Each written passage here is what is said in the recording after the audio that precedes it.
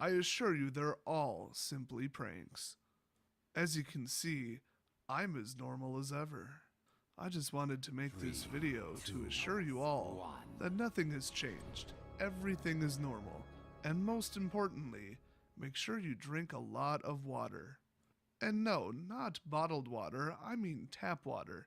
Tap water is incredibly important to your health. This is especially true if you live within 587 kilometers of Wisconsin. That exact fact has been well established by local scientists. So please, stop watching the video and immediately go drink some tap water, preferably at least 8.7 ounces. You will feel much better after drinking some tap water. This has been another fun video. You're all fantastic, and there is no need to come to Wisconsin and investigate. Goodbye, friends. Oh my god, I would rather get hit by a meteorite at this point than another damn flu. I have had 3 flus in 2.5 weeks.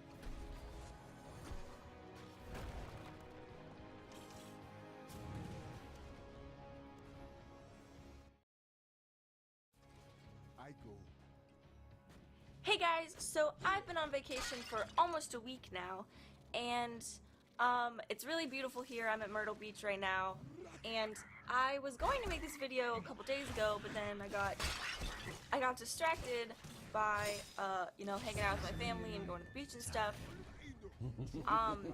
But I wanted to sit down and talk to you guys about something that I think is a really important topic to discuss, just because it's come up so many times in my life. And I'm 18, almost 19 years old. I'll be 19 on September 9th. But it's come up so many times, and I feel like it's so relevant to a lot of people, and I would say specifically women, but it kind of affects everybody. And what I wanted to sit down and talk to you guys today about is plastic surgery, why a lot of people want it, why a lot of people have had it, and why I'm never gonna get plastic surgery. Because for the longest time, that is all I wanted. The only thing that I would think about morning, noon, and night is how I would change my face once I could afford it. And my perspective on that has changed drastically in the last couple of years, because I was always very self-conscious about the way that I looked and exactly how I could change myself to look better or look as good as all these other people that I was seeing. And I think a very drastic thing had to happen for me to change my opinion, because I thought it was a great idea, and I still think about it sometimes. I'm just like, I could do this, this, and that to change myself to look better, to appear better, so I would be more desirable and all of those things. But I decided that that's not what I wanted, and I think that anybody who gets plastic surgery, good for you, because if that's what it takes to love yourself, then fine. If you just want to change this one little thing and then you'll feel beautiful, then I totally support that. And I feel like if you want to change everything about yourself to love yourself, then that's fine. Like, people are always changing and evolving, and if you want to change the way that you look, like, that's cool. I just don't think that I could ever do it to myself, and let me explain why. When I was growing up, my dad was always very self-conscious about his nose, and he's Israeli, and if you're Jewish, pretty much anywhere, people will bring up your nose jokingly, or they'll point it out to be like, oh yeah, I could tell you were Jewish because of your nose. And it's happened to me for all of my life too, and so I thought that I had a huge nose, but my dad used to project his insecurities about his nose onto me when I was like 12 or 13 all the time. He'd be like, yeah, whenever you're old enough to get a nose job, me and you can go get matching nose jobs. And he said that because I inherited all the things in my nose that he wanted to change about his nose. Now, what has happened since then is my dad got a nose job. He got a nose job and a facelift, and then he went back and cut more of his nose off.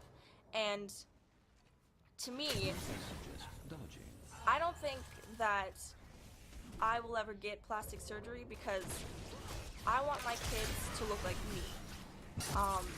And what I really look like. And to me, whenever my dad would tell me that I should get a nose job too, or he went out of his way to pay thousands of dollars to have somebody cut up and physically alter his face because he thought it wasn't good enough, to me that told me that my face wasn't good enough, or that he didn't like those things about my face. And I don't think that I would ever want to do that to my kids personally, and I don't think that it's the worst thing in the world. You know, if you get plastic surgery and your kids end up looking like you before you got your plastic surgery, like, that's fine. It's just watching my dad do all of those things to his face just so he could look a little better, it really hit me hard because I look like my dad, but I look like my dad before he did all those things. And, you know, I'm proud that I look like my dad, and I'm proud that I look like my mom, but I don't ever think that I would want to convince my kids that they would have to spend thousands of dollars to cut up their face so that they could look better. And if they see me do that, that's the example that I'm setting. And for a long time, I thought that that's what I should do, because if my dad thought that he looked bad enough to spend that much money and get his face physically altered, then maybe I should too, because I look like that. And if he didn't like that on himself, he probably didn't like it on me either. And I just think that I really wanted to sit down and talk about this because it bugged me for a long time, and all I ever wanted was plastic surgery because I thought that my nose was huge and awful and the most disgusting thing on the whole wide world. And all I wanted to do was cut it off, and as soon as I had enough money I would. And I promised myself that for years, but my perspective has changed a lot. It's been years since my dad had his nose job. He got it when I was still in high school. And as many of you know, I graduated high school when I was 16, so it's been a long time since he got his nose job, and he's all healed, and he looks wonderful, but I don't think that's something that I could ever do. So, thank you guys for listening, and hopefully you guys are having a great end of your summer and or beginning of your school year. Goodbye.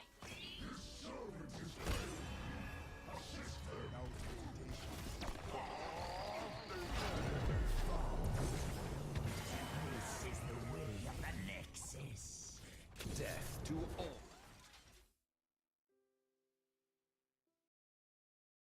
Hey guys! So you guys have been asking me for a hair tutorial like every single day for my whole life, just about how to do my hair, how to dye my hair.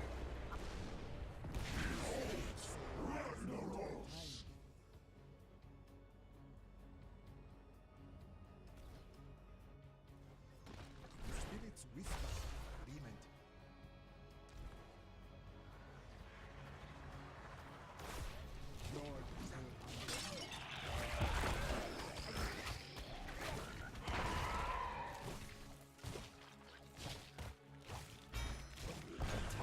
Has been lost. My curse upon you. Without hesitation. Well done, friend.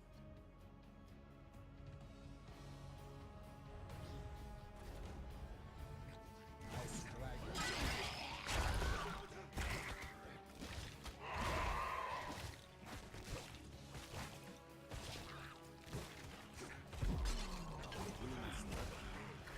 One of my towers has been stolen.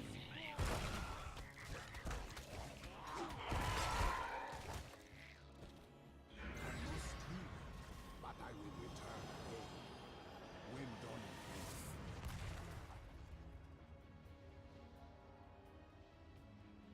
Spirits guide us. Prepare yourselves, heroes. The altars rise.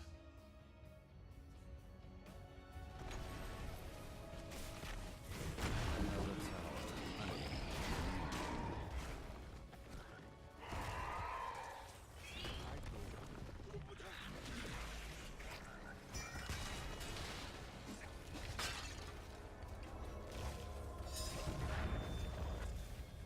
my hold on this realm claim to the altars. Do not disappoint me.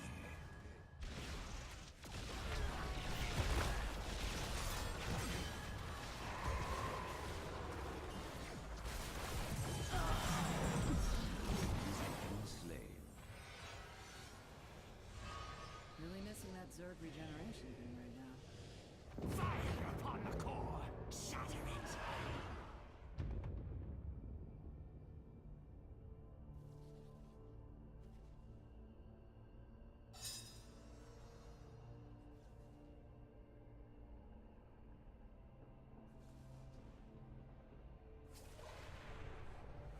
The spirits say it is not my time. Of course.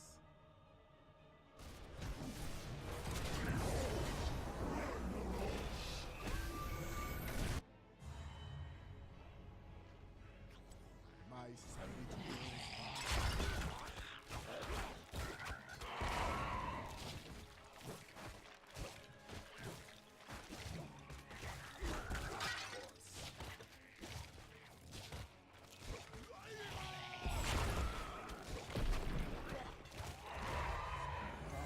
I must pull back from now. Keep up the fight.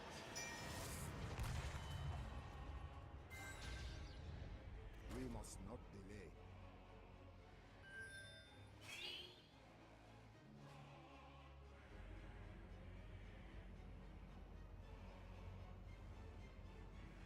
The tower now belongs to me. The way is clear.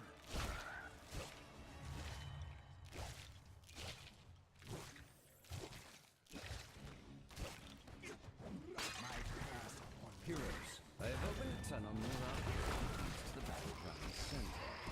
Use it well. What? I mean, I could do that. I've opened my tunnel as well.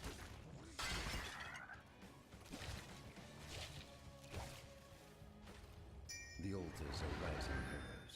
Do get ready. I go. The time is now, heroes. Claim the altars in my name. You have done well, heroes. Let the Gravekeeper know my power. Do it, Gravekeeper. As feeble as your words. Death to all who serve the Gravekeeper. Your powers will be mine, Gravekeeper, like all the others. Your time is ending, Raven Lord. I believe that key was yours. Yes, slay them in my name. That's a clean kill.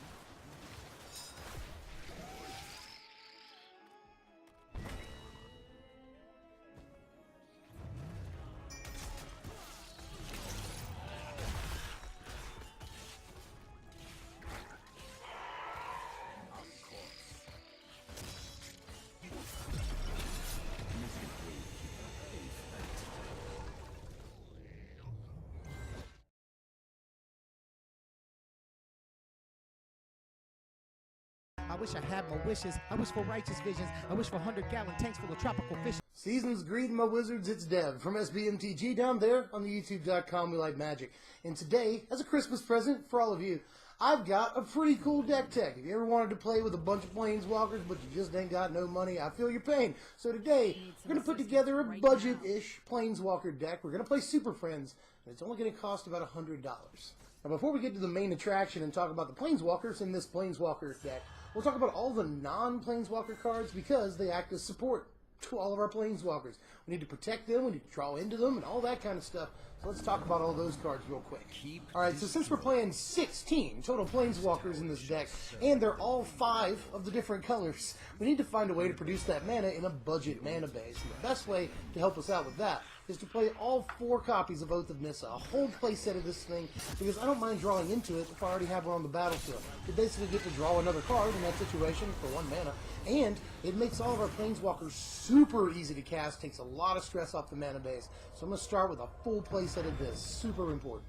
There are other ways that I want to fix our mana in this deck, both to ramp us into our 5 and 6 mana planeswalkers. We're playing an awful lot of 6 mana cards in this deck, so I want a little bit of ramp, and again, gotta fix the mana so we can take some of the pressure off of the price tag of the mana base. So let's play 4 copies of Servant of the Conduit and 2 copies of Cultivator's Caravan. Now, Servant of the Conduit is pretty much a given, you know, it's just 2 mana for a 2/2 that lets you have any color mana twice, which is all that we need a lot of the time in this deck, and when it does run out of energy to use to tap for mana, then you can just use it as a 2/2 to protect a planeswalker, get in front of an attacker. Now, Cultivator's Caravan is super important. It doesn't cost us any specific color of mana to play, and it gives us whatever color mana we want, and it ramps us, and it takes, again, some pressure off of the mana base, so the price tag won't be so high. All the things that are desirable, I'm going to go with a couple of copies of Caravan. Now, we're kind of thin on the 2-drops in this deck, and we can't just start the game on turn 3 or 4. That's not how Magic works, especially in this day and age. So I want something we can throw out as early as turn 2 and kind of fill the curve at 2-drop, because we don't have a whole lot of things that can protect our planeswalkers really, really well by getting in front of attackers and stuff like that. And I think that a weird piece, but a perfect piece for the deck, is actually Consulate Skygate. This thing right here turns out being the cheapest piece in the entire main deck that we're playing, and it's not half bad. We can throw it out early, doesn't matter what color mana we have out, and it can block Smuggler's Copter and not die. That's really, really good, and everything up under Smuggler's Copter as well. So Consulate Skygate actually not too bad, and can prevent a lot of damage over the course of the game to a planeswalker or us. Another Oath here. At the 3-drop slot on the curve, I'm going to play 3 copies of Oath of Gideon right here. Another thing that protects our planeswalkers, puts 2 blockers on the battlefield, that's really good, and allows a couple of our planeswalkers to ultimate the turn they come into play. That's really, really good. So nothing wrong with Oath of Gideon. Helps our planeswalkers out and gets us a couple of creatures on the board so we can block for it. Definitely a few copies of this. And to finish off the non-planeswalker cards, I'm going to play 2 copies of Deploy the Gatewatch right here. And that's right, only 2 copies, but we're drawing a bunch of cards vis-a-vis our planeswalkers in the deck, so we got that going for us. And we don't want to draw this all game, and we've got a bunch of 6-mana cards already on the curve in the form of planeswalkers. I don't want to cut a planeswalker, I'd rather cut a deploy. So for all those reasons, and more actually, I'm just going to play the 2 deploy, but it is obviously great when you draw into it. And if you draw into it in the late game, that's fine. We've got 6 turns to find the stinking thing anyway. Plus after that, we've got plenty of turns to go get it somehow. From card advantage from our planeswalkers, something like that. So, not too worried about playing 3 or 4 copies of this. Our planeswalkers do well by themselves, but when we do get a deploy, not a bad play at all. Let's get to the heart of the matter and talk about planeswalkers. Like I said, 16 total planeswalkers in this budget deck is pretty good. There's a lot of actually pretty low-cost planeswalkers in the format, starting with Nissa, Voice of Zendikar. Just a couple of copies of her. I want a 3-mana planeswalker somewhere in this deck, and she's the cheapest and probably best in standard for her cost as far as the 3-mana planeswalker. The other one is Saheeli Rai, and she's not amazing or anything, so didn't find room for her. The other one obviously is Liliana, but she's $40, and that's half the budget of the deck right there. So not going to play Liliana. If you have the dollars, do that. But I am going to play Nissa, Voice of Zendikar, because she's only like $5 now, and she can create little guys to block for the rest of the planeswalkers that you're going to be playing all game. That's good. If you get enough little guys out, she can make them big, and her ultimate is crazy. This Planeswalker's ultimate is really good. If all you do is tick her up until you get to her ultimate, you're creating things that protect her and your other Planeswalkers, and you'll eventually get a Sphinx's Revelation type thing out of her. Late in the game, that's really good. Draw 8, gain 8. That's just insane. Her ultimate is worth playing the card by itself, not to mention that she's cheap and creates blockers for you. I don't know what's not to like. Going to 4 on the curve for our Planeswalkers. We're playing a few 4-drop Planeswalkers, starting with 2 copies of Dovin Bane in the deck. Dovin Bane is crazy. He can protect himself and other Planeswalkers for that matter pretty easily. His first ability is great. And also, being able to gain life, not bad in this deck. Drawing cards is never bad in any deck, so that's good. And we're playing a copy of Jason, Raveler of Secrets, and their ultimates work very, very well together, shutting our opponent out of playing spells for like the rest of the game. So, and his ultimate's pretty good by itself with no help from Jay's too. So I want to play at least a couple of copies of Dovin here. Card advantage is good, protecting himself is good, gaining life is good, and at least a decent ultimate. We found room in the deck for just one copy of Kiora, Master of the Depths, just $2, so a very attractive price tag on this Planeswalker, and definitely worth putting her in the deck because she doesn't strain, the overall cost of the deck that much. Though she doesn't do a whole lot either. One of the best things she can do, though, is to untap a Servant of the Conduit and get it back on defense after you play the turn 3 Kiora. That's not bad at all. She can also find specific lands if you need her to do that, or she can find a Skygate or something like that, a Servant of the Conduit. That's not bad either. But her ultimate ain't bad either. We're not playing a ton of creatures in the deck, but all we're looking for is the 3 octopuses. And yes, it's octopuses. Octopi is not the right word. Look that up. But anyway, the 3 octopuses are pretty darn good as far as game-ending ultimates go. So if you can get her to ultimate, she can be very effective. Finish off the 4-drop Planeswalkers. I'm going to play 2 copies of Arlen Cord, who has recently slipped to just $5.50 after being $7.58 for a long time. She's slipped and she will probably continue slipping as long as people don't play with her. A lot of these Planeswalkers have been trending downwards for some time now, and without specific help from cards in Aether Revolt, I don't see it getting any better. That's good news for us. Honestly, Arlen Cord is still a pretty effective Planeswalker that if we're making like tokens with